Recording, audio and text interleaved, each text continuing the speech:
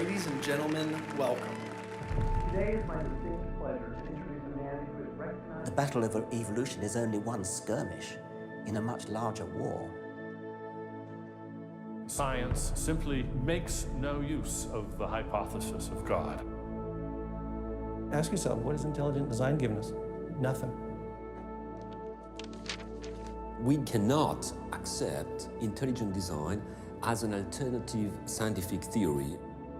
They will never accept that we have a better argument. They just pester us and they waste our time.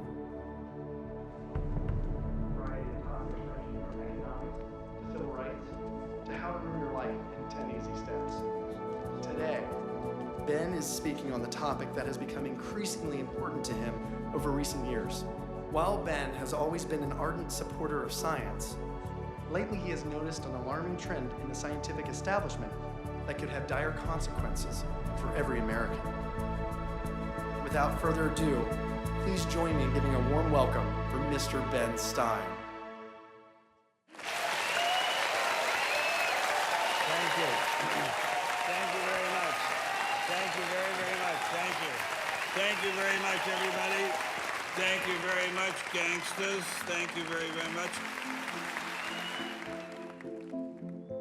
Freedom is the essence of America. We're talking about freedom of speech, freedom of assembly, freedom from fear, freedom of religion.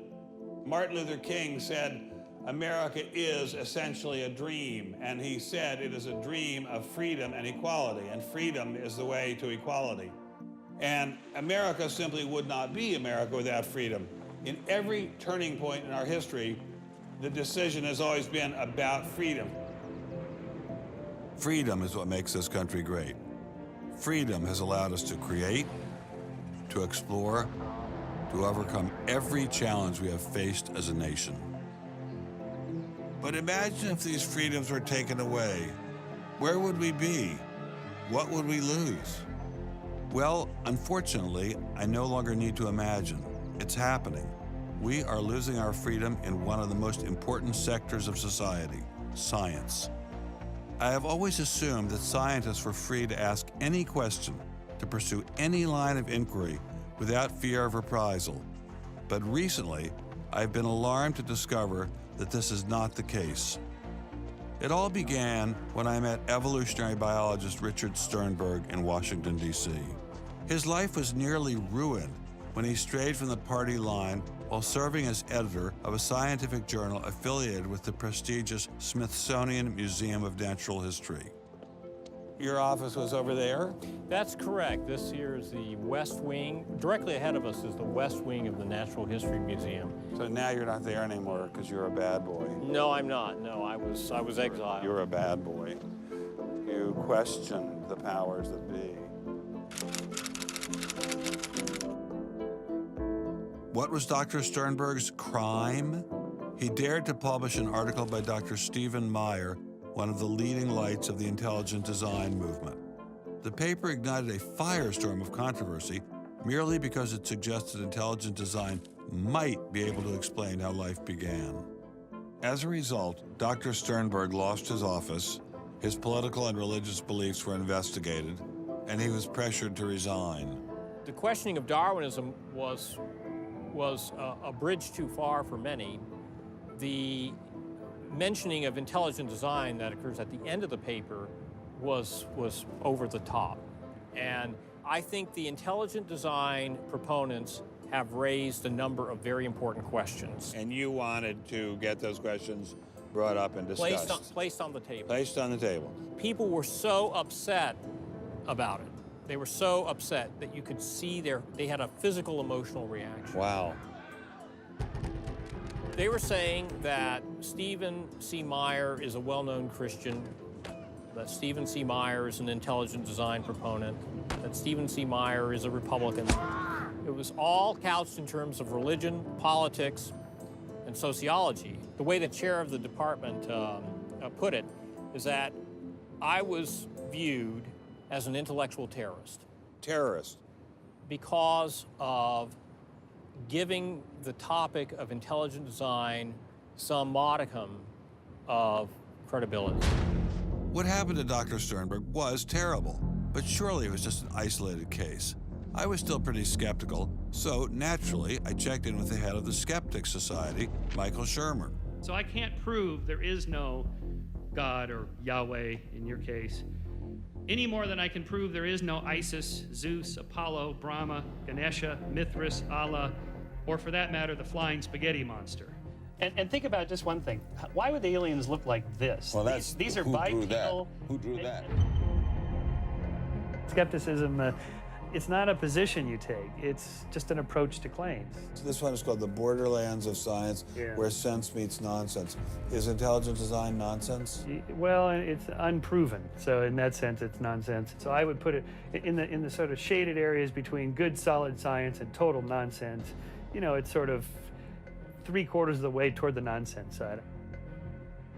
But you think, nevertheless, people should be allowed to speak about it and publish papers about it? They are free to write and publish and be heard in public forums and go to conferences just like everybody else does. Well, what if a person published something, say at the Smithsonian, in favor of intelligent design and then lost his job over it? And it had been peer-reviewed,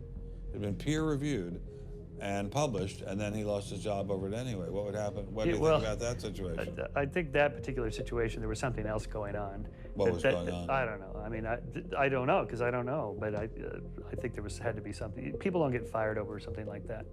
You roll up your sleeves, you get to work, you do the research, you get your grants, you get your data, you publish, and you work your butt off, and that's how you get your theories taught. Well, but wait a minute. What if you try and roll up your sleeves and go to work and work your butt off, and they say, well, we're going to fire you if you even mention the word intelligent design? I don't think that's happening. Where is that happening? George Mason University.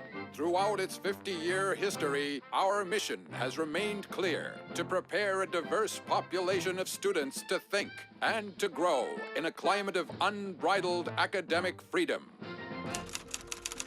After Dr. Caroline Crocker simply mentioned intelligent design in her cell biology class at George Mason University, her promising academic career came to an abrupt end. My supervisor invited me into his office. He said, "I'm going to have to discipline you for teaching creationism." And I said, I mentioned intelligent design on a couple of slides, but I did not teach creationism. He said, "Nonetheless, you have to be disciplined." At the end of the semester, I lost my job. Not only did this well-loved professor lose her job at George Mason, she suddenly found herself blacklisted, unable to find a job anywhere. So whenever I interviewed for a job, I would be offered it, usually on the spot. Since this has happened, and since people can Google my name, I'm finding that when I send my credentials, I do get interviews. I get many interviews, but I never get offered a job. I don't tell them about my science sin. I was only trying to teach what the university stands for, which is academic freedom. There's nothing to be learned in neurosurgery by assuming an accidental origin for the parts of the brain that we work on. It wasn't just biologists who were feeling the Darwinist wrath. When neurosurgeon Michael Egnor wrote an essay to high school students saying doctors didn't need to study evolution in order to practice medicine, the Darwinists were quick to try and exterminate this new threat. A lot of people on a lot of blogs called me unprintable names that were printed. There are a lot of very, very nasty comments. Other people suggested that people call the university I work at and suggested perhaps it's time for me to retire. I realized when I kind of went public with my doubts about the adequacy of Darwin's theory that I would encounter criticism. What has amazed me is the viciousness and the sort of baseness of it. I'm an old guy, I have tenure, I'm academically safe, but the young people and what is happening to them in America right now because of this scientism gulag is really terrible. Apparently, Professor Marks was not as safe as he thought. A few months after this interview, Baylor University shut down his research website and forced him to return grant money once they discovered a link between his work and intelligent design. In order to attract grants, you have to market yourself. So you put up sites and call yourself labs and groups and things like that in order to get visibility. And in my entire experience in academia, I never went to any superior and asked them any permission to put up any of these labs. So the fact that this was singled out, let alone shut down, is jaw-dropping. It's astonishing. I have never been treated like this in my about 30 years in academia. Shut up, you freak! I said shut up! It's a madhouse! If you peel back the onion, I think that there is no doubt that the center of this is my work in what some would call intelligent design. People really get emotional about this. Whenever you say intelligent design in a room of academics, them's fighting words. Creationists. Astronomer Guillermo Gonzalez found himself in a fierce shootout with Iowa State University following the publication of his book, arguing that the universe is intelligently designed. Despite a stellar research record that has led to the discovery of several planets, his application for tenure was denied, putting his career in jeopardy. I worried about my tenure a little bit in 2005 when the petition was being circulated because I viewed that as a strategy of Hector Avalos and his associates to try to poison the atmosphere on campus against me because he knew I wasn't tenured yet and I was very vulnerable. I have little doubt that I would have tenure now if I hadn't done any professional work on intelligent design. Dr. Gonzalez had this advice for scientists who might be thinking about following his example. If they value their careers, they should keep quiet about their intelligent design views. We know there are times and places to be quiet, and other times and places when we can make noise if we want to. Will you show us? Of course. Boys and girls, how would you like to show some of the ways we know of being quiet? It's the kind of thing where you just learn to keep your mouth shut. In addition to those scientists who were willing to appear on camera, we encountered many more who didn't dare show their face for fear of losing their jobs. You use an intelligent design perspective to get the research done, but you're not allowed to talk about it in public. And so there is definitely incentive, if you think about it, for people to remain within the mainstream. You know, what's he up to? What is he thinking? Is he one of them? That kind of thing. If I write intelligent design, they hear creationism. They hear religious right. They hear theocracy. So it appears Mr. Shermer, the self-styled skeptic, was wrong on this one.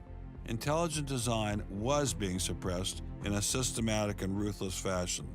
But maybe intelligent design should be suppressed. I didn't like what was happening to these scientists, but on the other hand, we don't want our kids being taught that the Earth is flat or that the Holocaust never happened. It was time to ask the scientific establishment what was so bad about intelligent design. Intelligent design people are not genuine scientists. Intelligent design is a racket. It's just propaganda. The only intelligent thing about it is to have got people to call it that. It's really very stupid as well. Everybody knows science education in America is appalling. What we don't need at this time is intelligent design in the classrooms. To present intelligent design stunts their educational growth. It stunts their intellectual growth. But what I don't understand is how these animals could have been on Earth millions of years before man. And the Bible says the whole Earth was created in only 6 days. It wasn't just the educational aspects of intelligent design that had scientists concerned. Many suspected the movement masked a much larger agenda. Intelligent design is a set of excuses to squeeze creationism into the classrooms. Get intelligent design in the schools today, and we can have school prayers tomorrow. Any other complaints? Can you imagine anything more boring?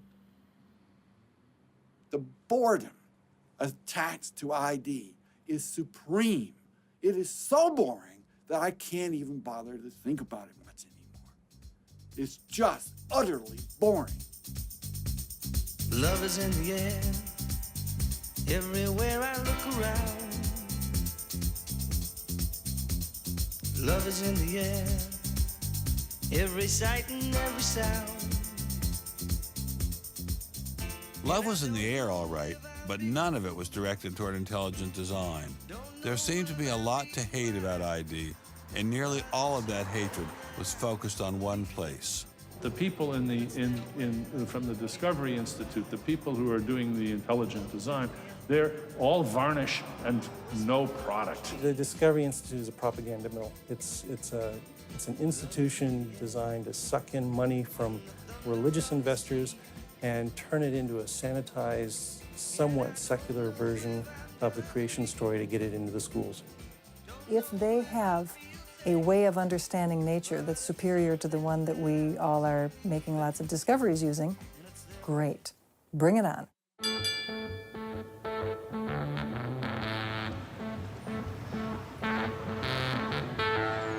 We are really, really lost. I think it's on 3rd. I think it's on 3rd. I think it's down there. I have no idea where this place is.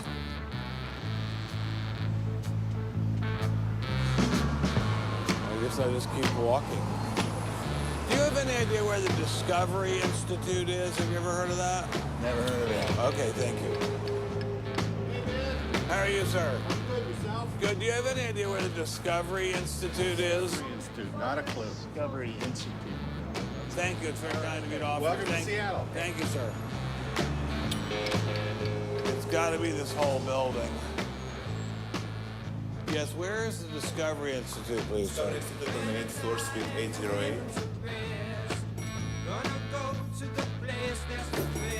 Okay, very good. Aha! Success at last. Aha! We found you. Are you Bruce Chapman? I am. How are you? I'm Ben Stein. Well, Very kind of you to have me here. Well, I'm delighted to meet you. Can I look around and see your office? Absolutely. Do you just have this floor, or do you have several other floors as well? No, this is it. This is it? We've made an awful lot of trouble for being in such a small office. I thought it was going to be like the Pentagon. We're like the little boy that said the emperor has no clothes. And he didn't have a big organization either. When you go around and raise funds, your people are not saying to you, by the way, we're going to get all these scientists out of the classroom and put Christ back in the classroom. Well, I don't know that Christ has ever been in the science classroom. This is not a religious argument. This is something. We have fellows who are Jewish or agnostic or various other things. There are people. There are Muslim scientists. There are people of all kinds of backgrounds who agree that Darwin's theory has failed. And so why would you bring religion into it? You don't need religion. This is a red herring, Ben. People who don't have an argument are reduced to throwing sand in your eyes. Well, if the Discovery Institute could get its wish about this subject, what would your wish be? Well, on this subject, as on others, we'd like people to be able to have a robust dialogue and even a debate where the evidence, the best evidence, in this case, the best scientific evidence is made available to people. Well, surely no one questions there should be a debate. Oh, yes, they do. They do? They say the debate has been settled. Well, that the issue's when settled. was the debate settled? Ben, I'd like you to talk to the scientists. You don't want to get your science from me. Mr. Chapman claimed ID had nothing to do with religion. So why was my first stop Biola University, formerly known as the Bible Institute of Los Angeles? Your own personal Jesus. Someone to hear your prayers, someone who cares. Footnote in the history of science, the Your inference that own Stonehenge was caused by intelligence. personal These inferences are Jesus. remarkably stable in terms of all the knowledge. Someone to hear your prayers, someone who's there.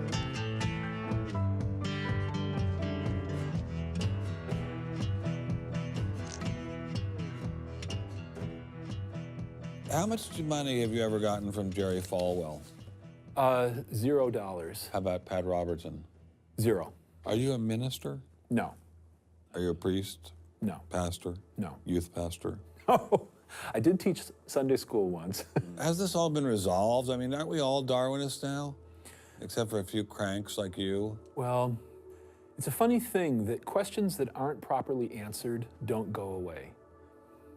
This question is loaded with all kinds of political baggage, but one-on-one at a scientific meeting after the third or fourth beer, My experience has been that many evolutionary biologists will say, yeah, this theory's got a lot of problems. So you're meaning to tell me that there really is a debate among scientists about whether or not evolution occurred?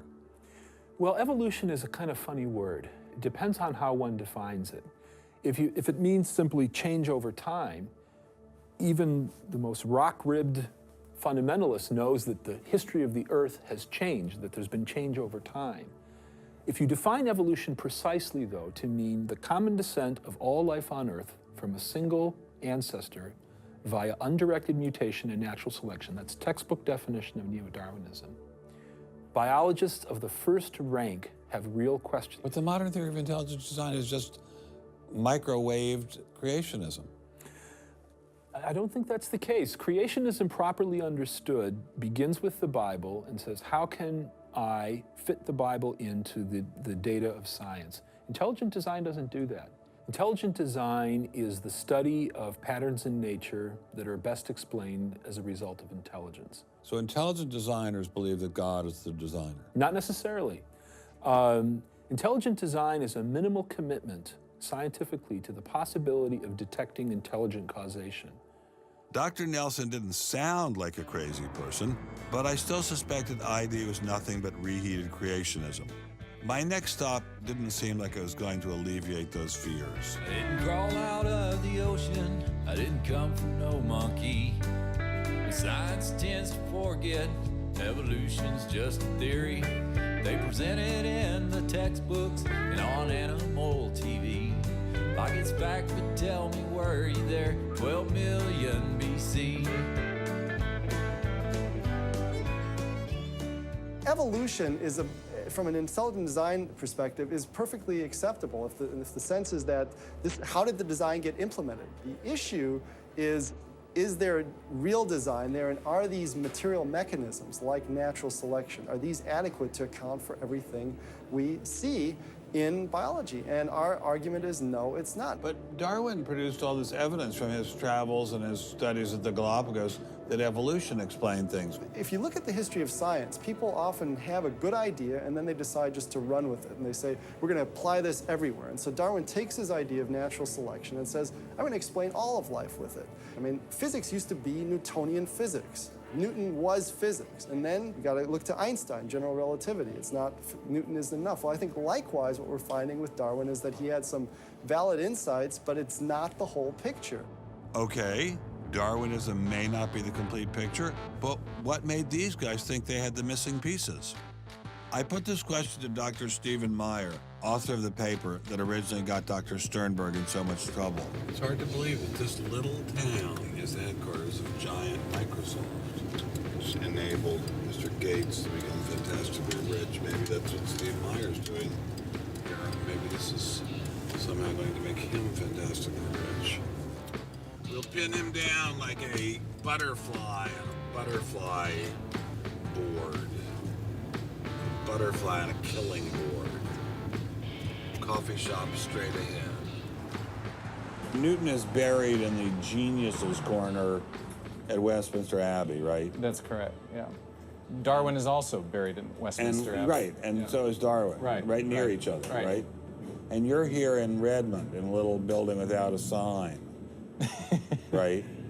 And you're obviously an incredibly smart guy, but how dare you challenge someone who's buried in the geniuses corner next to Newton at Westminster Abbey? Well, it may seem a little cheeky, but it's what scientists are supposed to do.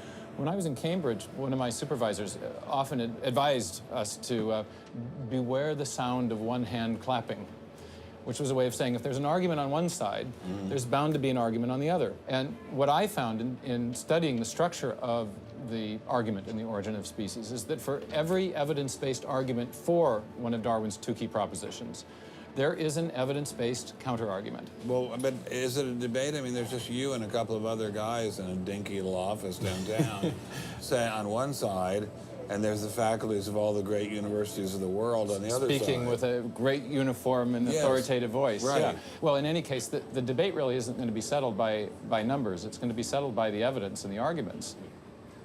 While I was still in Bill Gates country, Dr. Meyer recommended I check in with molecular biologist Jonathan Wells. What kind of names do they call you? Creationist. What do you say back to them when they say you're a creationist? Well, I usually don't get the opportunity. What's at stake for you personally here? First of all, I love science. I think the way Darwinism corrupts the evidence, distorts the evidence, is bad for science. Well, the other scientists would tell you to just shut up if you love science, okay? Because you're sort of being a bomb thrower into science. I am upsetting the apple cart, and I think it deserves to be upset in this case. Why? Because the evidence is being distorted to prop up a theory that I think doesn't fit it. Was Darwinism really that bad? Perhaps a change of scenery would give me a fresh perspective. Quand je t'ai vu au coin de la rue, tout est vide, j'ai cru que tous les deux, sur le ciel bleu, nous serions très heureux.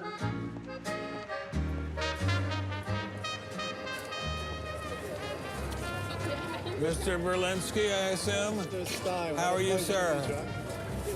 So where are you from originally? I was born in New York. Yes. Spent 31 years in Manhattan. Yes. And I spent a lot of time in California, too. And tell me all the various universities where you studied or taught. No, I was at Princeton, then I had a professorship at Stanford, and then I left Stanford, and I taught at Rutgers.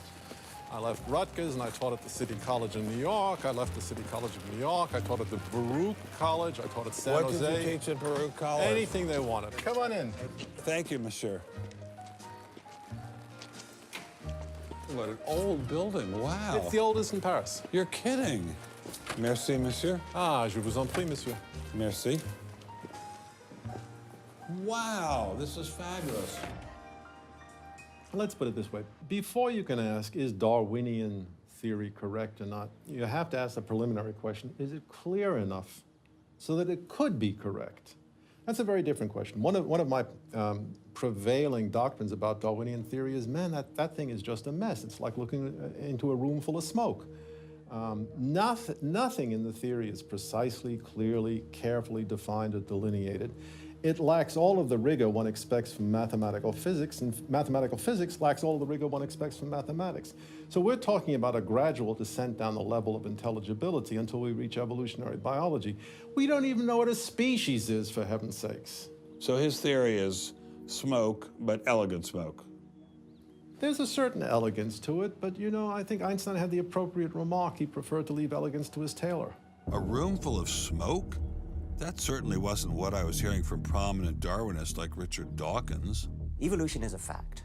It's a fact which is established as securely as essentially any other fact that we have in science. Richard Dawkins is so confident that evolution is a fact, and that therefore God doesn't exist, that he has devoted his entire life to spreading the evolution gospel. I'm an atheist with respect to the Judeo-Christian God because there is not a shred of evidence in favor of the Judeo-Christian God. It is completely right to say that since the evidence for evolution is so absolutely, totally overwhelming, nobody who looks at it could possibly doubt that if they were sane and not stupid. So the only remaining possibility is that they're ignorant, and most people who don't believe in evolution are indeed ignorant. But the people I spoke with weren't ignorant. They were highly credentialed scientists. So there had to be something else going on here. So you think the whole theory of evolution is false, or just certain parts of it? Well, again, evolution is a slippery word. I would say minor changes within species happen. But Darwin didn't write a book called How Existing Species Change Over Time. He wrote a book called The Origin of Species. He purported to show how this same process leads to new species, in fact, every species. And the evidence for that grand claim is, in my opinion, almost totally lacking. How does Darwin or Darwinism say life began? Well, he didn't know, and in fact, nobody knows. So Darwinism, strictly defined, starts after the origin of life and deals only with living things. Well, how can there be a theory about life without a theory about how life began? Well, a grand overarching evolutionary story, of course, does include the origin of life, but Darwin's theory doesn't begin until you have the first cell. Well, does someone have a theory about how life began?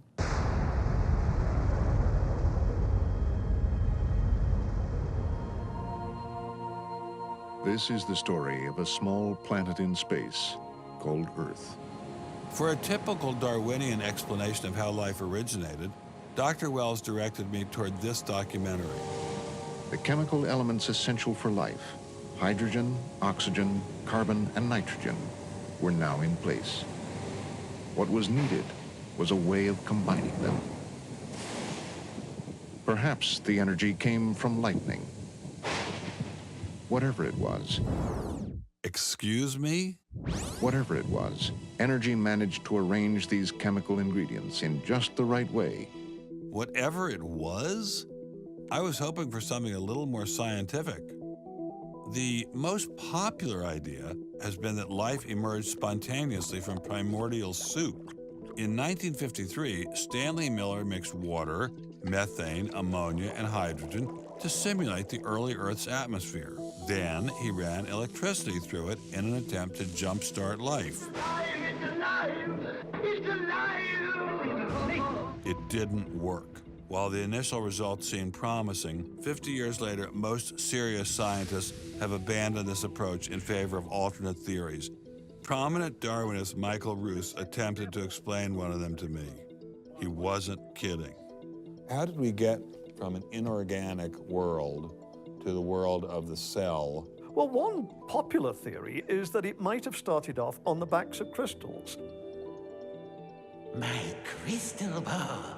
Molecules piggybacked on the back of crystals forming, and that this led to more and more complex. But of course, the nice thing about crystals is every now and then you get mistakes, mutations, and that this opens the way for natural selection. But at one point there was not a living thing. Yeah. And then there was a living thing. How did that happen? Well, this is I've just told you. And I don't see any reason why you shouldn't go from very simple to more and more complex to more and more complex. I don't either, but I don't know how you get from mud to a living cell. That's my question. Yes, well, I've told you. I think it was on the try back one of more crystals. time. On the backs of crystals. On the backs of crystals is at least one hypothesis, yes. So that's your theory, and you think that is more likely and less far-fetched than intelligent design? I think it is. I wouldn't put Ben Stein's money on Dr. Roos's joyriding crystals, but it did make me wonder, what were the chances of life arising on its own? It's been speculated that probably there would have to be a minimum of about 250 proteins to provide minimal life function.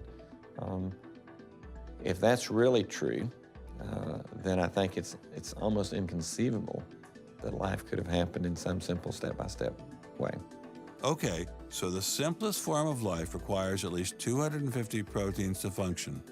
What's so difficult about that? Welcome to the Casino of Life. Who wants to spin for a chance to win? Oh, sure. I'll give it a shot. What do I win? Take a look at this. Huh? How about the world's first single-cell organism? This perfectly aligned string of proteins could be yours. Now, take a spin.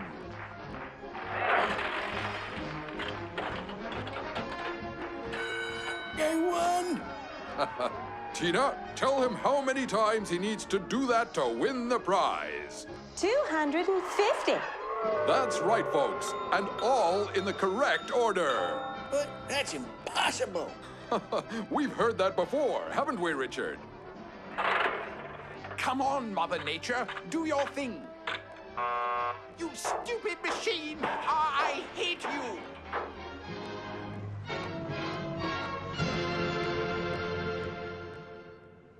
We're talking about something that's staggeringly improbable, roughly 1 in a trillion, trillion, trillion, trillion, trillion, trillion. Let all of life choose a million, a trillion, a trillion, trillion. The number is essentially zero. Something has to skew nature to choose the ones that work. So, in the game of life, it looks as if the house always wins. Luckily, some serious scientific minds have figured out a way to beat the odds. Directed panspermia. When faced with the overwhelming problem of the origin of life, Nobel Prize winner Francis Crick proposed this theory, that life was seeded on Earth, which basically means aliens did it. Crystals? Aliens? I thought we were talking about science. not science fiction. We don't know what caused life to arise. Did it arise by a purely undirected process? Or did it arise by some kind of intelligent guidance or design? And the rules of science are being applied to actually foreclose one of the two possible answers to that very fundamental and basic and important question. So the rules of science say we will consider any possibility except one that is guided. Exactly. No matter how life began, on the backs of crystals or in the test tube of some intelligent designer, everyone agrees it started with a single cell. But what is a cell? Let me ask you a question. Yeah. Darwin wrote The Origin of Species in 1859, published it in 1859. He had an idea of the cell as being quite simple, correct? Yeah, everybody did. Okay. If he thought of the cell as being a Buick, what is the cell now in terms of its complexity by comparison? A galaxy. If Darwin thought a cell was, say, a mud hut, what do we now know that a cell is? More complicated than a Saturn V. So what is in a cell as far as we know now? A world that Darwin never could have imagined. I needed someone who could give me a glimpse into this world. So we went to molecular biologist Doug Axe. Think of a cell as being a nanofactory, a factory where, on a very small scale, digital instructions are being used to make the components of the factory. Here we have the famous DNA double helix. You can see the two helical strands that are intertwined and wind around each other on the outside of the molecule. This is the material that stores all of our genetic information.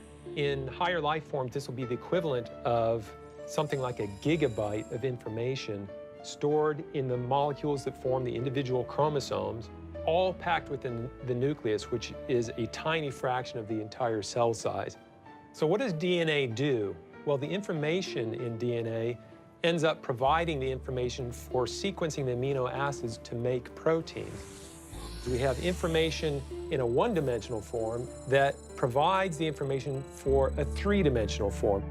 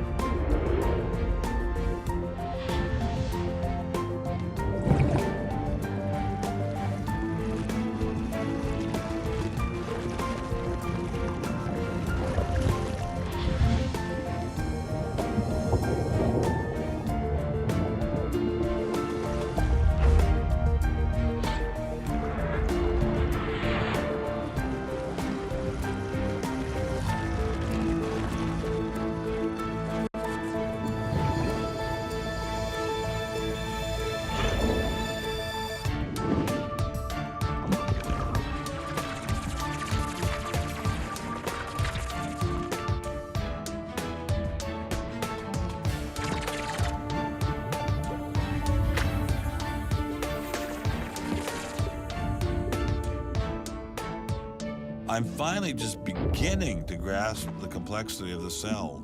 Are there systems within the cell that go well beyond Darwinian evolution?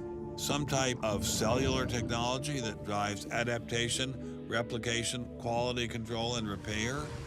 What if these new mechanisms have massive design implications? Well, I say, so be it. The cell really is like nothing we've ever seen in the physical world. That's got to be firmly grasped. That's not something we can just say, oh, well, it's just a little bit more of the same old, same old. It's not the same old, same old. We are finding is that there's information that's in the cell that cannot be accounted for in terms of these undirected material causes. So It has to be. And so there's some other, so there has to be an information source. So one of the key questions faced by modern biology is, where do you get information from? Well, Darwin assumed that the increase in information comes from natural selection. But natural selection reduces genetic information, and we know this from all the genetic population studies that we have. And where does the new genetic information going to come from? Well, that's the big question. So when we find information in the DNA molecule, The most likely explanation is that it too had an intelligent source. I mean, we need engineering principles to understand these systems, okay? I mean, it's only because of our advancements in nanotechnology that we can even begin to appreciate these systems. But using intelligent design didn't seem to stop the scientists I spoke with, so why all the controversy? Suppose we find, simply as a matter of fact, that our scientific inquiries point in one direction. Which is that there's an intelligent creator. Why should we eliminate that from discussion? Streng verboten? How come? Why? Streng verboten. Very good. What does streng verboten mean? Strongly forbidden. Strongly forbidden. You've got two possible hypotheses. You've got a wall through the middle of through your brain, in effect, through your thinking. You say, well, you can't consider anything on this side of the wall. Only hypotheses on this side of the wall are permissible for consideration. What about academic freedom? I mean, can't we just talk about this? Their reply is that science is not a democratic process. Oh, really? And that there is a consensus view. But wait a minute, we are to subscribe to the wait a second, but view. Darwin challenged the consensus view, and that's how we got Darwinism. If Darwin wanted to challenge the consensus today, how would he do it? Science isn't a hobby for rich aristocrats anymore. It's a multi-billion-dollar industry. And if you want a piece of the pie, you've got to be a good comrade. Scientific ideas. How we get them to you, the people. Every idea must be inspected to ensure that it is safe. All theories must pass through a series of checkpoints. First, the Academy. Getting a controversial theory through the Academy can be dangerous. Few people know this better than Congressman Mark Souder. He uncovered a targeted campaign led by individuals within the Smithsonian and the National Center for Science Education to destroy Dr. Sternberg's credibility. If you want peer reviews, if you want to be published, if you want to go to respected institutions, the core view does not tolerate dissent. There's kind of a, this is the way it is, and anybody who's a dissenter should be squashed. Are you gonna be on my side if I let you up? Sure, Chick, sure. I'm on your side. Just let me up. I'll do anything you say. Souder isn't the only one who has witnessed the Academy's tactics. Journalist Larry Witham has seen similar behavior during his 25 years of covering the evolution controversy. Once you're thick in science, you can't question the paradigm. But if you want to get grants, if you want to be elected to high positions, if you want to get awards as a promoter of public education of science, you can't question the paradigm. People cannot be trusted to form their own opinions. This business about open-mindedness is nonsense. Why is the scientific establishment so afraid of free speech? There is this fear that if one aspect of the theory is closely scrutinized, there's going to be an unraveling. Who are you? Oh, I am the great and powerful Wizard of Oz. I interviewed dozens and dozens of scientists, and when they're amongst each other or talking to a journalist who they trust, they'll speak about, it's incredibly complex, or molecular biology is in a crisis. But publicly, they can't say that. Keeping a keen eye on the Academy, our various watchdog organizations. Listen to Eugenie Scott of the National Center for Science Education. The NCSE has been at the heart of virtually every evolution controversy over the past 25 years, vigorously defending the Darwinian gospel. We have had a lot of business, unfortunately, at NCSE in the last few years, because virtually every state in which science education standards has come up for consideration has had a big fight about the coverage of evolution in them. NCSE was started by a group of scientists and teachers who were very concerned because in the late 70s and early 80s, there were a lot of attempts to pass equal time for creation science and evolution laws. And clearly, this is something that neither scientists nor teachers liked. It wasn't exactly help the creationists are coming, but it's, kind of along those lines. Most scientists just throw up their hands and say, creationists, they drive me crazy, you handle it. And we've worked a lot with science education organizations. The most important group we work with is members of the faith community, because the best kept secret in this controversy is that Catholics and mainstream Protestants are okay on evolution. Are you sure about that, Eugenie?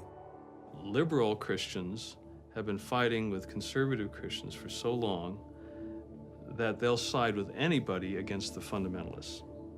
And Eugenie Scott says, well, welcome over. There's a kind of science defense lobby, or an evolution defense lobby in particular. They are mostly atheists, but they are desperately wanting to be friendly to mainstream, sensible religious people. And the way you do that is to tell them that there's no incompatibility between science and religion. But is there really an incompatibility? Can't we believe in God and Darwin? Implicit in most evolutionary theory is that either there's no God or God can't have any role in it. So naturally, as many evolutionists will say, it's the strongest engine for atheism. If they called me as a witness, and a lawyer said, Dr. Dawkins, has your belief in evolution, has your study of evolution turned you towards atheism? I would have to say yes. And that's the worst possible thing I could say for winning that court case. So people like me are bad news for the science lobby, the evolution lobby. By the way, I'm being a hell of a lot more frank and honest in this interview than many people in this field would be. Working hard to keep ideas in check are our friends in the media. Morning, paper. Paper, mister? The tendency of the media is to side with the establishment because they inherently agree with the establishment. Eugenie Scott, my understanding is that there is not a single peer-reviewed article out there that supports intelligent design. Am I wrong? You are not wrong. You are correct. I believe that we get coverage, but we always get coverage like we're the outsider, not like it's an even debate. But instead of merely reporting news, he analyzes it, often expressing his personal opinions. We constantly deal with reporters who refuse even to report the correct definition of intelligent design. They, over and over again, talk about life is so complex, God must have done it. Just admit it, it's religion. Very simple. You just can't, it's religion. It's a wanton distortion of our position. Study desk. I've got a hot story here. You can look at Associated Press stories, and the same sentence will appear in those stories for 10 years. Intelligent design says that life is too complex. It's called a boilerplate. And the reporter never reports anymore or gets any new ways to say it, so the public understanding never advances. But what happens if a reporter decides to take a more balanced approach to intelligent design? There might be remarkable pressure on that reporter not to side against the evolutionists. I thought I told you to kill that story. Few reporters have learned this better than author and journalist Pamela Winnick. When she refused to take sides in an article she wrote about intelligent design, the Darwinists found a new favorite target. Number one, I wasn't Christian, I was Jewish. Number two, I wasn't religious.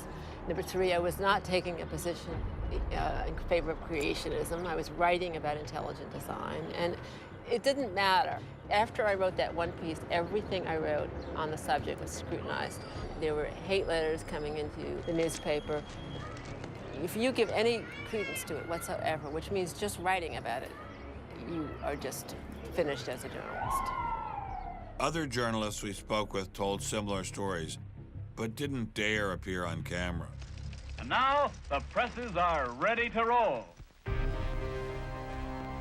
When all other checkpoints fail, there is always the courts.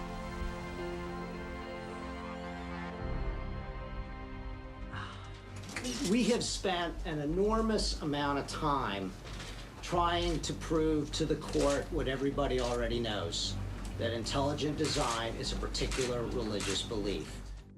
But I thought scientific questions were settled by the evidence, not by taking people to court and suing them. How do other countries deal with such disputes? Dr. Marcy Giertuk, a population geneticist who now represents Poland in the European Parliament, was able to shed some light on this topic. The censorship of teaching criticism of evolution is and always was much stronger in, say, in your country, in the United States, than it ever was in Poland. Why? Why would the censorship? That is because you have a political correctness in your country. These issues are brought to court, And the court says what you can and what you cannot teach. We want to know what you teach, what books you use, how you teach it. We never had that sort of way of deciding scientific issues in Poland. We never had the courts involved. So you are saying that as far as the teaching of science is concerned, Poland is freer academically than the United States. I think in this particular issue of evolution, I think this is true. But how effective are the courts in deciding such matters? What about the general idea that intelligent design is doomed as a result of several recent legal setbacks? I think court cases don't decide anything. I mean, if you look at the Scopes trial, who won that trial? It wasn't the evolutionists. I mean, it was the Tennessee law was upheld, barring evolution. And yet, in the popular imagination, Scopes is the hero. Inherit the Wind, that movie, which is really bogus history based on the Scopes trial, has carried the day. These issues go much deeper than any decision by a judge. The evolution debate does seem to run much deeper than the courts, much deeper even than science. To generate this level of hostility, ID must threaten something at the very core of the Darwinian establishment. The entire globe is today the site of a momentous conflict. It is the challenge of ideas.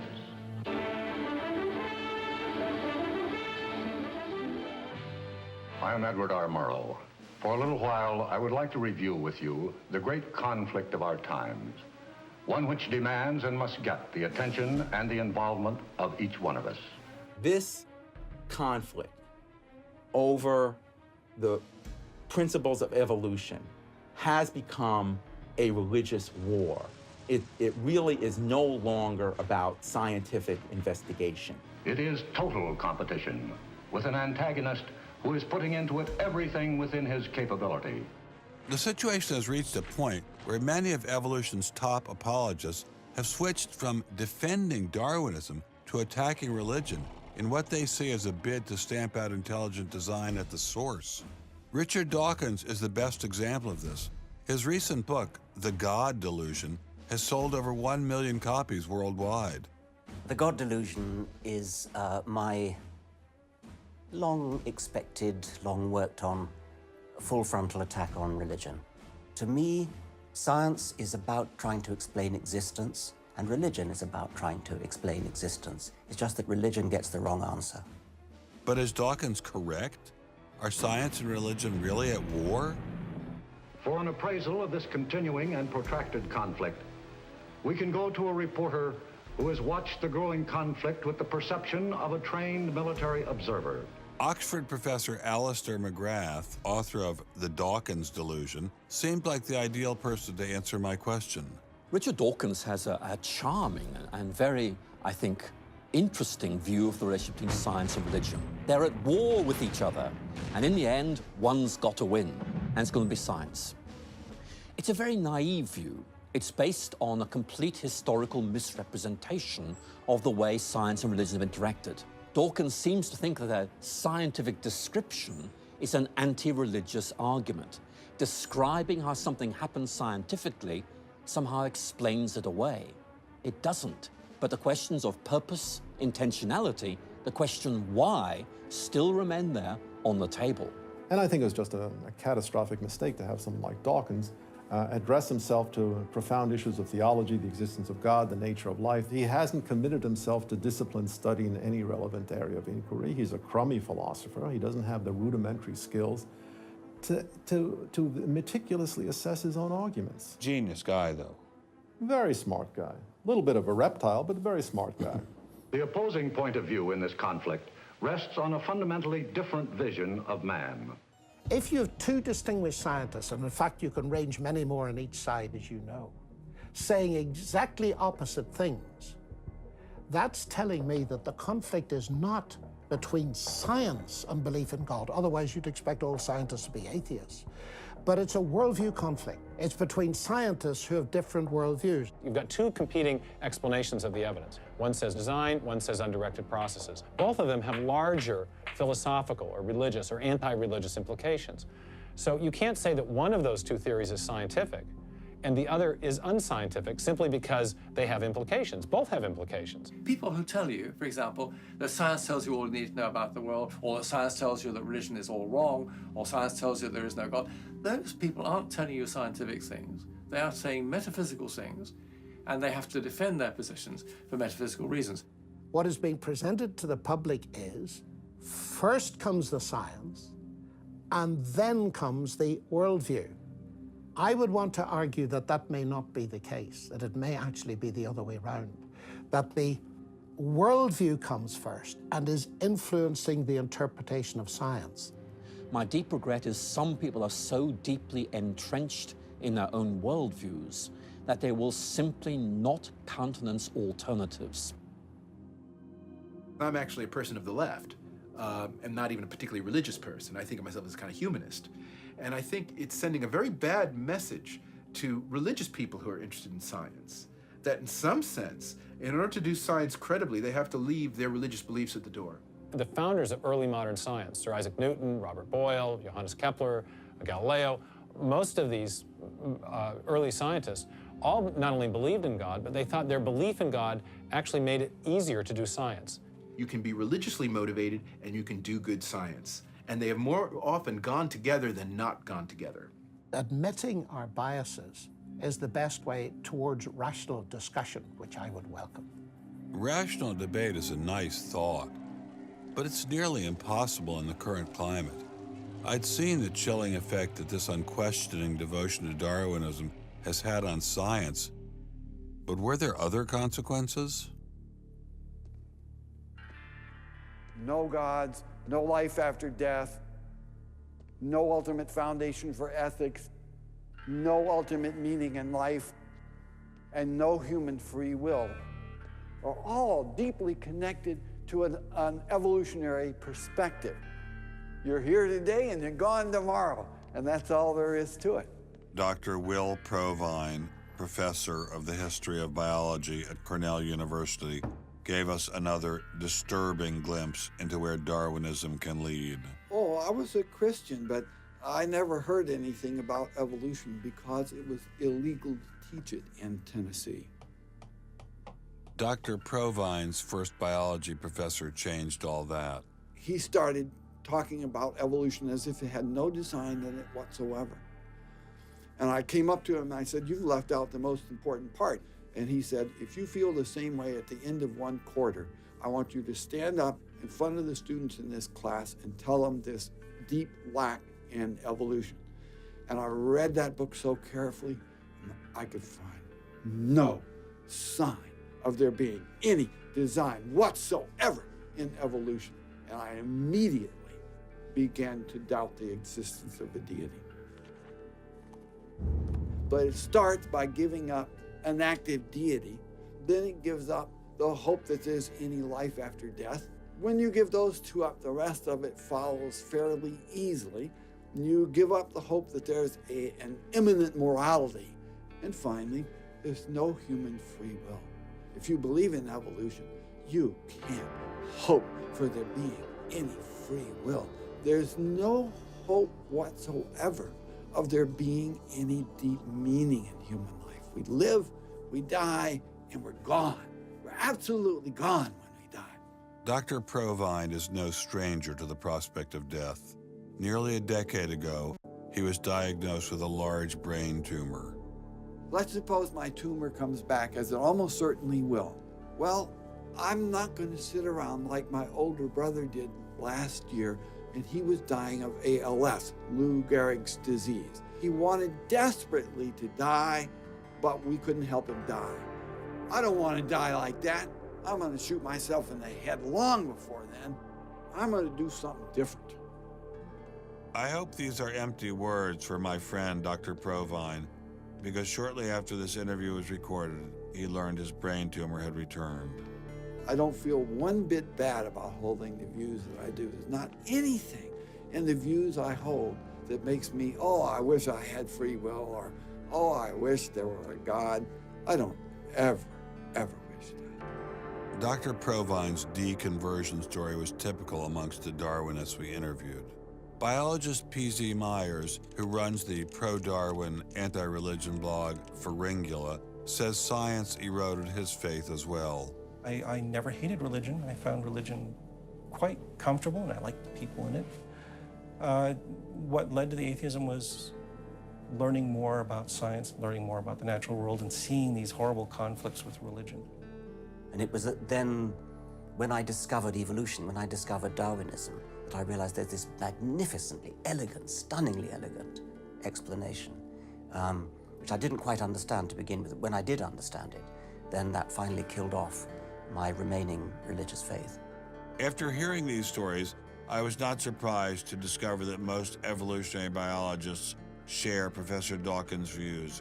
It appears Darwinism does lead to atheism, despite what Eugenie Scott would have us believe. And if you separate out the ethical message from religion, what have you got left? You got a bunch of fairy tales, right? I think that God is about as unlikely as fairies, angels, hobgoblins, etc. Religion, I mean, it's just fantasy, basically. It's completely empty of any explanatory content. And it's evil as well. Half the people in this country think that drugs is what you have to regulate to make us safer, and half the people think guns. That's what you got to regulate to make us safer. But I always think if you're going to regulate one thing that has the most potential to cause death and destruction, religion.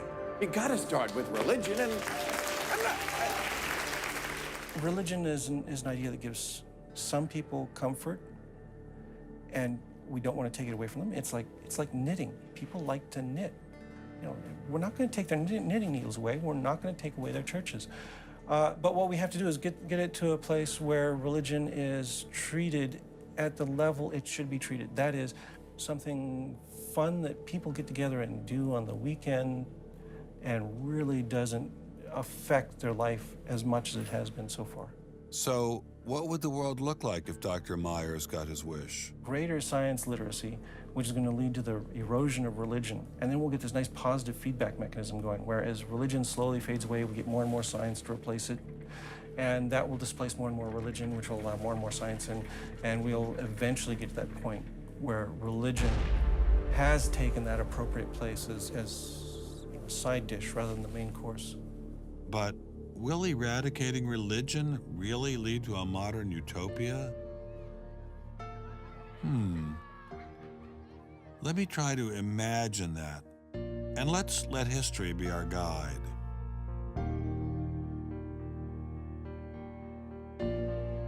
In part, I think Matthew Arnold put his hands on it when he spoke about the withdrawal of faith. There is a connection between a society that has at least a minimal commitment to certain kinds of transcendental values and what human beings permit themselves to do one to the other. That got me thinking, what other societies have used Darwinism to trump all other authorities, including religion?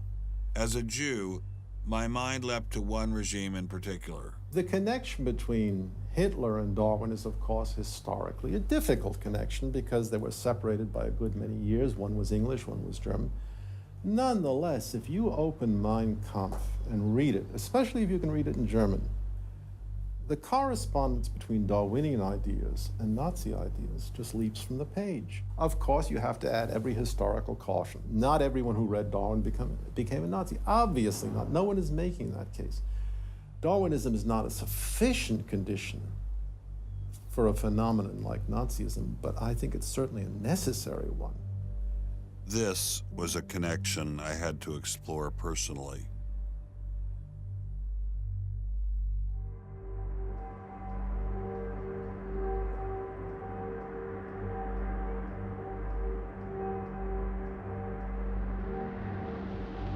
American officers arrive at a Nazi institution seized by First Army troops. Under the guise of an insane asylum, this has been the headquarters for the systematic murder of...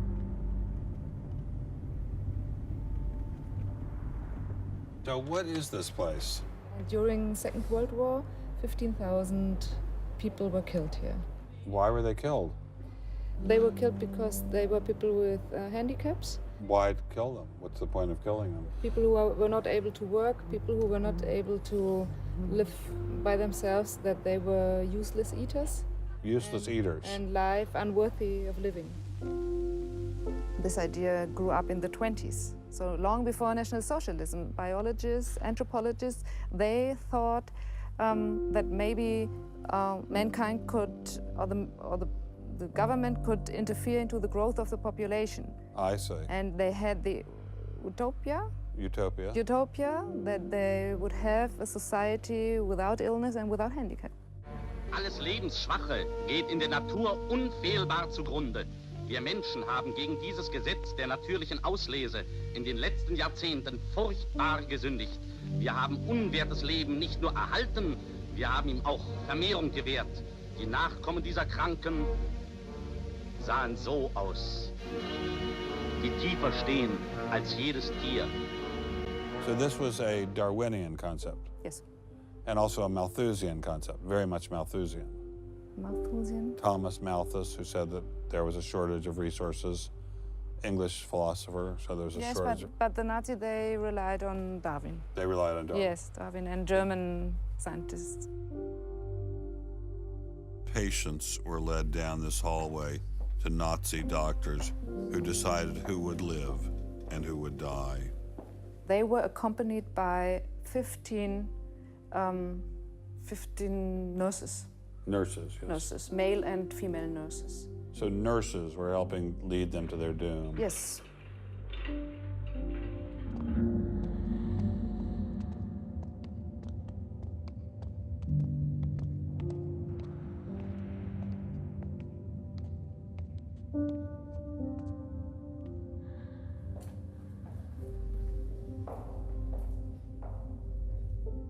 So were the prisoners told they were taking a shower? Yes, they were taking a shower, and here was 1 or 2 showers. So how many people were brought into this room? 60 to 70.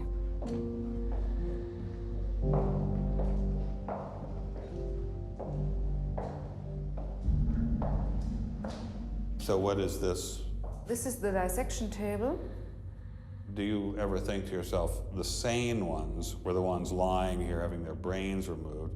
The insane one was Dr. Gorgas and all the other people No, did? no, I don't think that, because I think those people who killed here, they were very sane, because they had their purposes. They had purposes? Yes.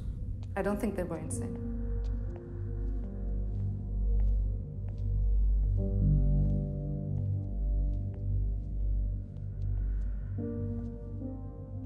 They had 2 crematory ovens. I see. And they killed about 70 people. A day. So a day, so they had. That's barely enough time. And they only killed from Monday to Friday. So. Because the people who were doing the killing needed to have the weekend off. If you met Dr. Gorgas today, what would you say to him? I don't know. I don't think that it's my role to tell him something. It's difficult to describe how it felt to walk through such a haunting place, to know that these cold stone and tile walls were the last things the victims of Hadamar ever saw. I wanted to explore this connection further, so I met with the author of From Darwin to Hitler, Dr. Richard Weikart. Hitler and many of the physicians that carried out this program were very fanatical Darwinists, and particularly they wanted to apply Darwinism to society. Was wir uns unter der deutschen Jugend der Zukunft wünschen, ist etwas anderes, als was die Vergangenheit sich gewünscht hat. Wir müssen einen neuen Menschen, auf das unser Volk nicht an den typischen Degenerationserscheinungen dieser neuen Zeit runter geht. Many of these people in the 19-teens, 1920s, who were putting forward some of these ideas about racism were considered the leading scientists. These were Darwinists who were taken seriously by fellow academics. It's not to say that all academics believed it. These leading academics, were there any of them who were Americans? There were plenty of Americans who were saying similar kinds of things. Not only were Americans saying such things, they were pioneers in this fledgling science known as eugenics.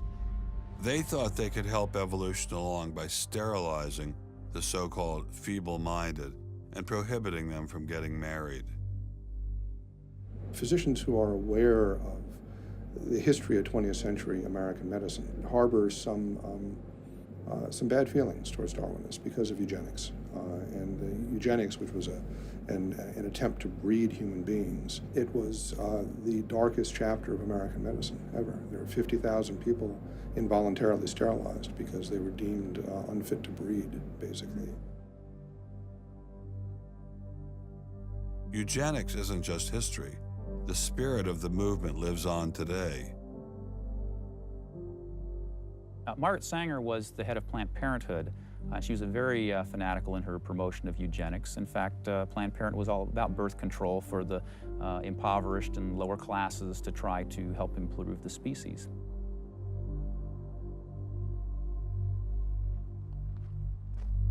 From Hadamar, I traveled with Dr. Weikart to Dachau, where the Nazis applied the ideas of eugenics on a massive mechanistic scale. When it was a fully functioning concentration camp, and what was the purpose of it? I mean, part of it was to repress political enemies. What was the rest of the purpose? Well, beyond the repression of the political enemies, which was its purpose at the very beginning, then later on it transformed into repressing racial enemies. And sometimes those categories overlapped because sometimes they thought that these people were political enemies because they were inferior biologically. The war itself was part of the Darwinian struggle for existence for Hitler. And he saw the extermination of the Jews as one of those fronts to this warfare going on as this Darwinian struggle for existence. Would you say that Hitler was insane? No, I wouldn't say he was insane. I think he had imbibed some very, very wrong ideas. And in fact, I think he took the logic of them in certain ways that brought him to take very radical solutions for them. Would you say he was evil? Oh, I'd definitely say he was evil. Is there such a thing as evil? Oh, I think there is. And is there such a thing as good? Oh, definitely. And evil can sometimes be rationalized as science. Oh, sure. And evil can sometimes be rational. When it's rationalized as science, and I think when it's rationalized in this particular way in particular, I think Hitler thought he was doing good. He thought he was doing good? Oh, I think so. He thought he was benefiting. He thought he was benefiting humanity by driving evolution forward and creating a better humanity.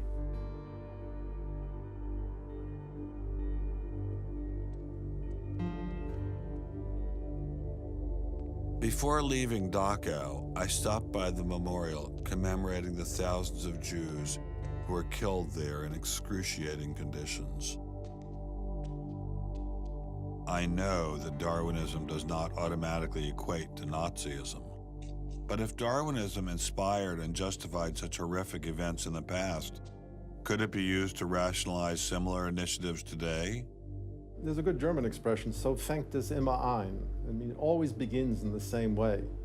Something to remember in the context of United States discussions of euthanasia and abortion. It always begins in the same way. There seems to be an excellent argument for getting rid of useless people by killing them. Or at least it seems excellent to the people advancing the argument. It's the love affair with death and, the euthanasia and this movement going on, which I find appalling. And the idea is that, immediately rid our society of anybody who might be a drain. And think of people in economic terms. And I think that's where some of the Darwin fits in, actually. It's just a devaluing of human life. First of all, if you take seriously that evolution has to do with, the transition of life forms and that life and death are just natural processes, then one gets to be liberal about abortion and euthanasia. All of those kinds of ideas seem to me follow very naturally from a Darwinian perspective, a deprivileging of human beings, basically. And I think that people who want to endorse Darwinism have to sort of take this kind of viewpoint very seriously. And when we see an elite, and it is an elite that controls essentially all the research money in science, saying there is no such thing as moral truth, science will not be related to religion. I mean, it's essentially official policy of the National Academy of Science that religion and science will not be related. I mean, hey, that cuts off a lot of debate, doesn't it? What's going to happen if this doesn't change? Well, I think we're watching it happen, aren't we? I needed time to think, so I traveled to the birthplace of this idea.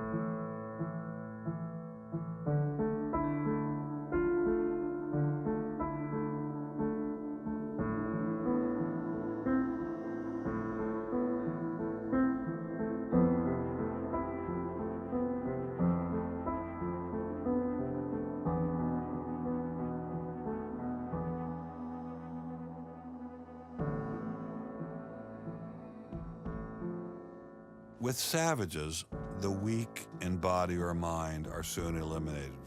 We civilized men, on the other hand, do our utmost to check the process of elimination. We build asylums for the imbecile, the maimed, and the sick. Thus, the weak members of civilized societies propagate their kind. No one who has attended to the breeding of domestic animals will doubt that this must be highly injurious to the race of man. Hardly anyone is so ignorant as to allow his worst animals to breed. Charles Darwin, The Descent of Man, 1871.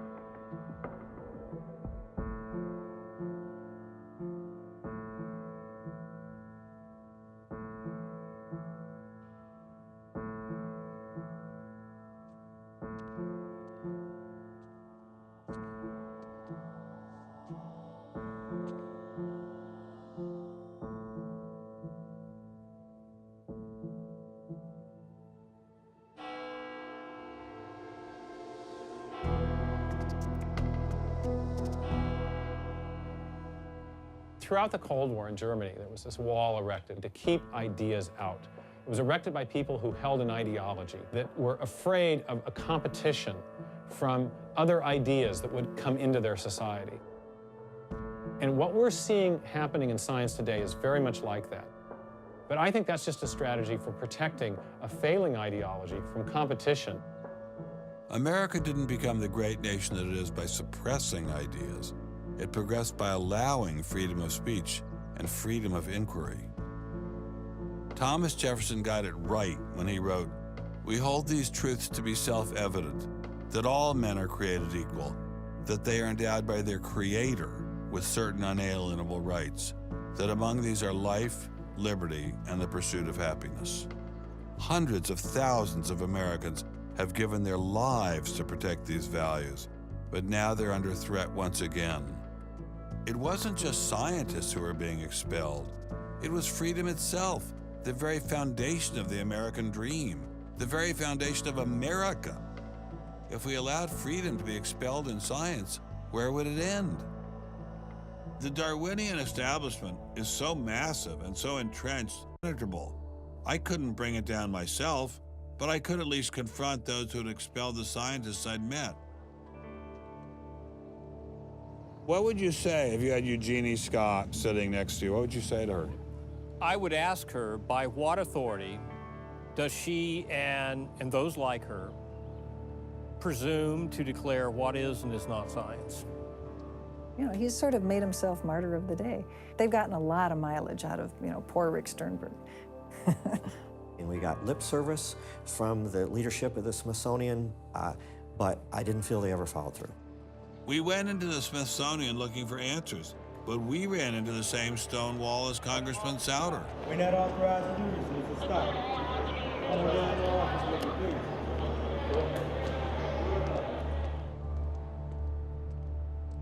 He said, nonetheless, you have to be disciplined, and I lost my job. We did get an interview with a spokesman from George Mason, but it was impossible to knock him off his script. Her contract was not renewed. It was simply not renewing her contract, which she's satisfied. Her contract was not renewed, had nothing to do with the controversy of that topic of intelligent design. I have never been treated like this in my about 30 years in academia. We received a similar reception at Baylor University. They refused to admit that what had happened to Dr. Marks had anything to do with ID. Certainly the conversations I've had, this has not, the intelligent design situation has not been the thrust of the conversation. It's a procedural issue, and that's the way we dealt with it. Funny, that's not how Dean Kelly put things in his original email to Dr. Marks.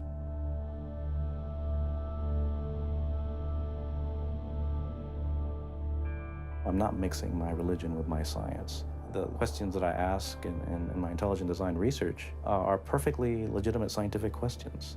At least the top guns at Iowa State were willing to own up to their actions. What we wanted to stop is the use of the name of ISU to validate intelligent design algorithms, and we did succeed. I really think a lot of Guillermo. He's a great guy. So, I mean, that's why I'm kind of disappointed, all right, that he should have just left this alone. So, in my opinion, should have just left it alone.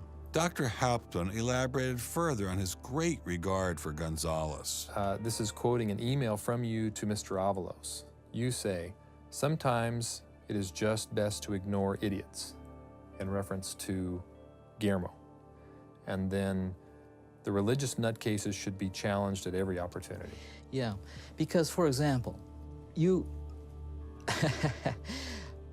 in that case, I'm thinking more of, say, the creationist crowd who claims that God put all the animals on an ark and that's it, all right? That's where all of our animals came from today. That's crazy, okay? You shouldn't be insulting even children with that kind of thing. So these are the idiots, all right? They've always been around. They've always been around. Going after the perpetrators in each of these cases wasn't getting me anywhere. So I reconnected with Dr. Berlinski and Dr. Schroeder to see if they had any advice.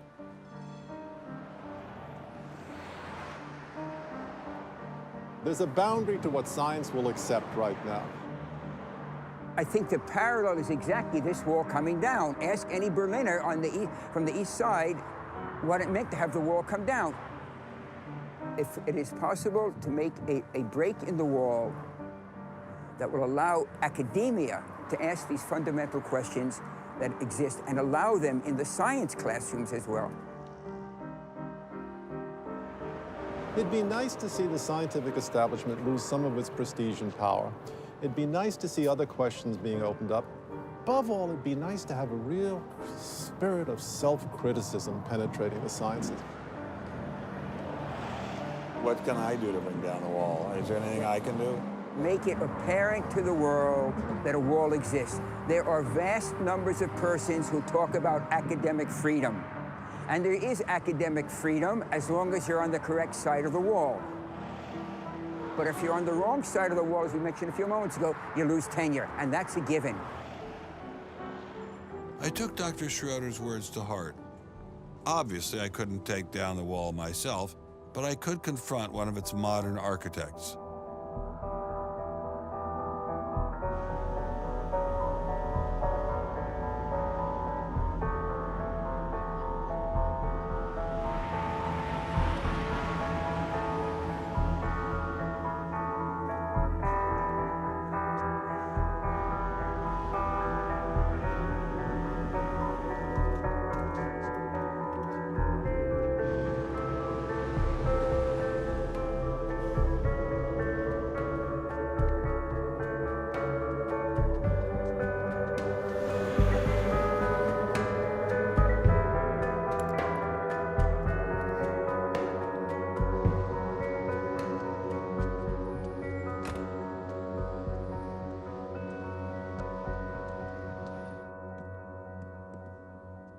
Professor Dawkins. How are you? I'm Ben Stein. I'm so sorry to keep you waiting. How are you? Fine, thank you.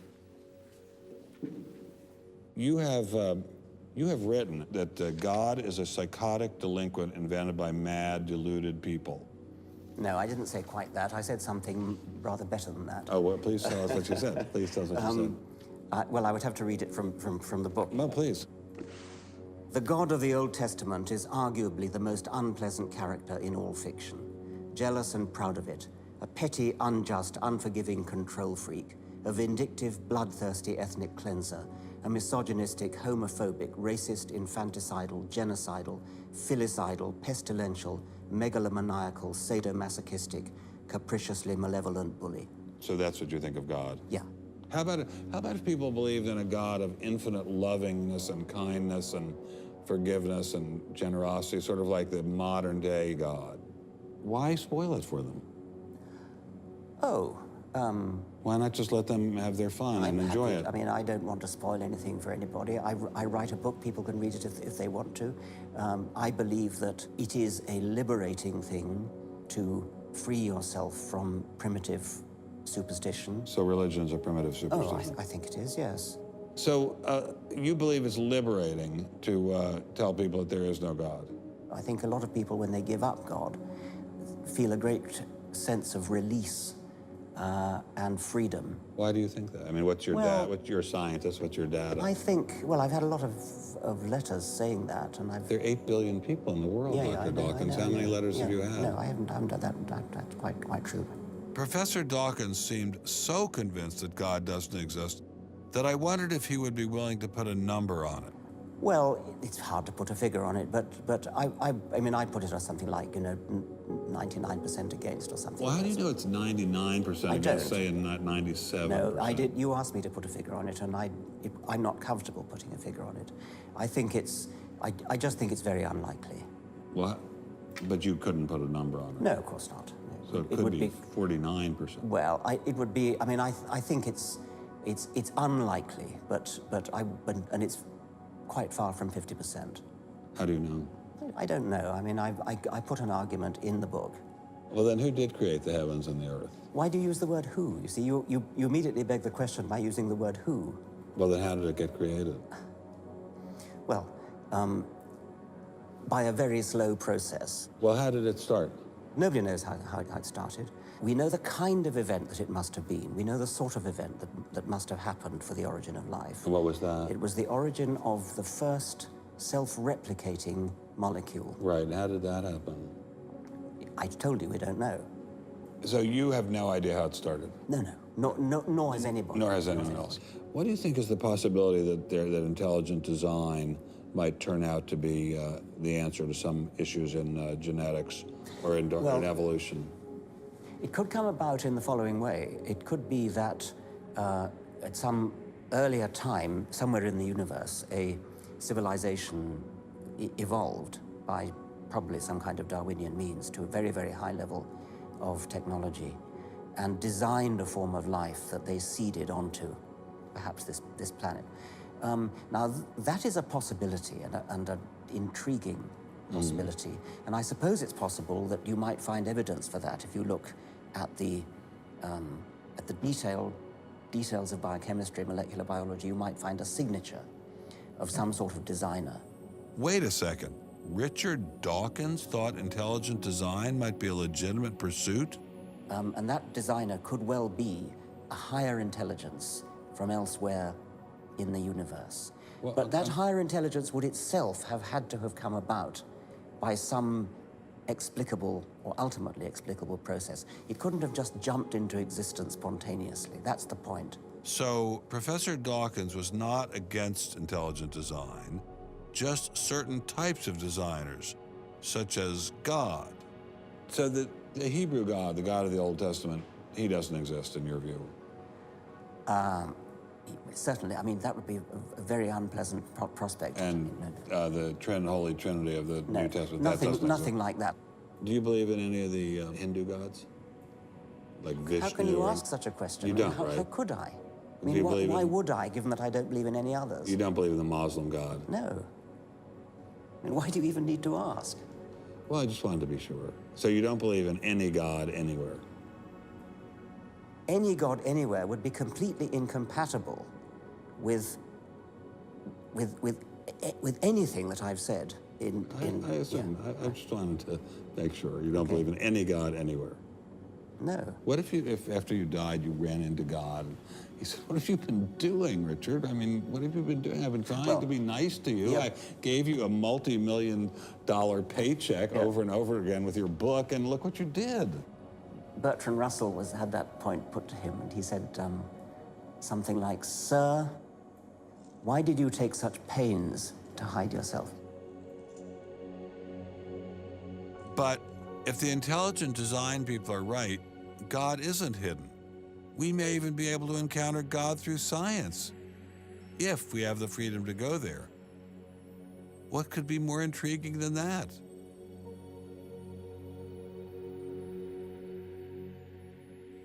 We take freedom for granted here in the United States. Freedom is what this country is all about. And a huge part of freedom is freedom of inquiry. But now, I'm sorry to say, freedom of inquiry in science is being suppressed. Behind me stands a wall that encircles the free sectors of this city, part of a vast system of barriers. There are people out there who want to keep science in a little box where it can't possibly touch a higher power, cannot possibly touch God. Those barriers cut across Germany in a gash of barbed wire, concrete, dog runs, and guard towers. If you believe in God, and you believe that there is an intrinsic order in the universe, and you believe that it's the role of science to try to pursue and understand better that order, you will be ostracized. I'm frightened by this, but I'm not going to let it stop me from investigating and from speaking. The wall cannot withstand freedom. What I'm asking for is the freedom to follow the evidence wherever it leads. My hope is that there'll be enough independent thinking scientists who don't like to be told what to think. People on both sides of the argument being prepared to talk and listen. And above all, a willingness to keep these dialogues open. It might allow a lot of very good scientists to be scientists who aren't being allowed to be scientists right now. I don't care what they end up as being. I don't care if they end up being religious, a young earth creationist. If they have thought their way through the issues and get there, I'm all for them. And why do I think we're going to win in this struggle? Because truth crushed to earth will rise again. To find out what's true has a value all of its own. If it has additional good consequences, so be it. Because no lie can live forever. And I believe that science gives us one perspective on the world, and our religious insight gives us another perspective on the world. And by putting the two together, they will see more deeply and more truly. And if we will stand up for freedom, freedom is the victor. And if we all do that, we will overcome.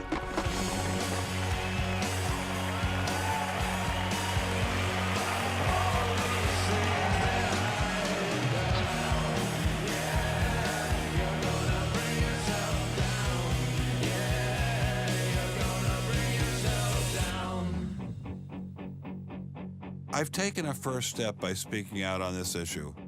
But if the wall is to come down, we all have to do our part. Some of you will pay a heavy price for speaking out. You may even lose your job. I guarantee you'll get hate email. But if you don't get involved, will anyone be left to carry on this struggle? Anyone? Anyone?